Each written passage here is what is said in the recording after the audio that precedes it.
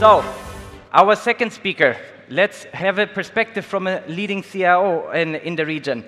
With over 22 years of experience, he's led transformative programs in retail, CPG, and logistics. His journey spans across, spans across 10 countries, across 3 continents, which I think many of us can feel here. There's a very international crowd here today. Working with diverse teams, blending innovation with global insights for impactful leadership. Let's call on stage Baptia Banerjee. I tried it hard, please excuse, I'm German. I say it, Bappa, please come to stage. CIO of Brands for Less. Big applause. Bappa. You spelled my name pretty well, pretty well. Thank you for the wonderful introduction. Good evening, ladies and gentlemen. So I represent BFL tonight. I lead the technology and the transformation. Oops, I went far. Okay, so how do I define myself? How do I call myself? I'm a business technology leader. So in the world of technology, I thrive on my double hatting skills of appreciating and learning business and delivering opportunities through technology, right? So I've traveled the world. I worked with companies like Tesco, Landmark Group. I can say some of the leading players of Landmark Group in this room today. And I have got some experience to talk about. So I will not spend much time on this. But what I'm going to do over the next 5 minutes is essentially talk to you about some of the key learnings that I've had in my professional life as well as my personal life. First one. Technology, in any shape or form, should be considered as a product. So when I say product, it means it needs to have people, it needs to have customers who will understand what the product is, who will get benefited from it, and who will use it and adopt to it. The second thing is it needs to have a business case. Whether you're doing a hardware refresh or you're investing on networking or you're implementing an application, whether it's Gen AI or edge computing or any technology you are putting in any business, it needs to be looked at as a product. It needs to have a design, it needs to have the right people, and it needs to sit on an efficient business process. So I'll give you a quick example.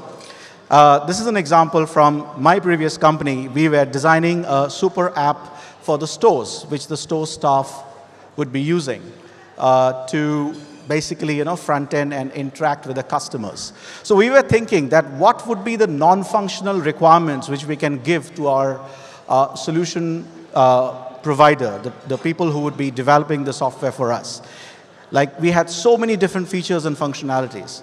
And then what it came to me is, can we just give them one mantra, which is 3-2-1.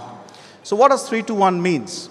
That when you use the app in the store, within 3 clicks, you should be able to do any activity. So if a customer comes to you and asks for inventory in the store or in the warehouse, or if the customer wants to understand what's my balance in my gift card, any activity that you do, you should be able to do within 3 clicks. Right? That's the power of UI, UX, and design. What's number 2? What's the 2 thing means? That between every click, when you click, it should not take more than 2 seconds to get and load to the next page or the next screen. So 2 seconds, right? And the third one is 1. What does 1 means? 1 means that if you give the app to any store user, right? Without training the user, without telling him what this app does, he or she should be able to figure that out within 1 hour, all the features and functionalities, and do self-learning. Nobody taught us how to use WhatsApp or Facebook or Instagram, right? We all learned by ourselves. So that should be the way a product should be designed. And that's my learning, that technology in any shape or form should be looked at. So I'll move on to the next one. So this is a quote from the famous late ex-president of the US, Theodore Roosevelt, that people do not care how much you know, right? Unless they know how much you care. Now, this caring is not just about people. This caring is being passionate about whatever you do, right? So being in an organization, you might be caring about the environment. You might be caring about the facilities or the infrastructure or the well-being of people around you, right? A simple smile in the morning, right? So it's just the caring attitude that you need to exhibit and show genuinely. And then only, all the subject matter, all the content, all that you know, rest, everything falls in place. So that's been the next learning that I had. And finally, this is very important, is what music has taught me. So I'm a musician, apart from being a technologist. I've been playing this instrument for the last 30 years of my life. And what music has taught me, essentially, is the first thing is confidence, right? How you can be confident to take up an instrument and go up on stage and sing and play, just like what I'm doing today. I might not be very confident tonight, but bear with me. So I'll give you a nice story, a good story. When I started learning guitar back in 1996, normally what happens, you learn for a year or a couple of years before you go on stage, right? So I was 3 months into learning the instrument when I somehow managed to go up on stage with my college band, right? But with one condition, the lead guitarist told me, okay, Bappa, you can be on stage with us, but you have to switch your guitar off so that you only listen to what you play.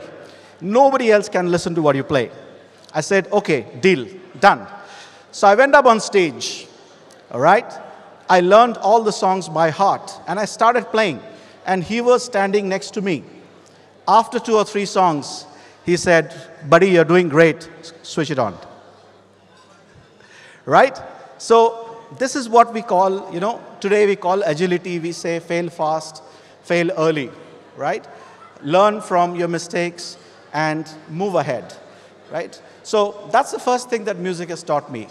The second thing, what music has taught me, essentially, is the sense of proportion, right? So how many of you know B.B. King, the famous blues guitarist? So B.B. King has said that what separates a great musician or a good musician from a great musician is not how he plays or when he plays. It's about how he knows when not to play. Right? It's a sense of proportion. When you're playing in a band, when you're playing in an outfit, you should know when not to play and give chance to the others, right? So the combined output has to be harmonious and it has to sound right for the whole band. So that's what music has taught me, a sense of proportion, a sense of having an objective and teamwork, which we all need to combine together to produce an output. So I think, I've crossed the time, so there's this sound. So thank you very much, and wish you all the best for tonight's ceremony. Thank you.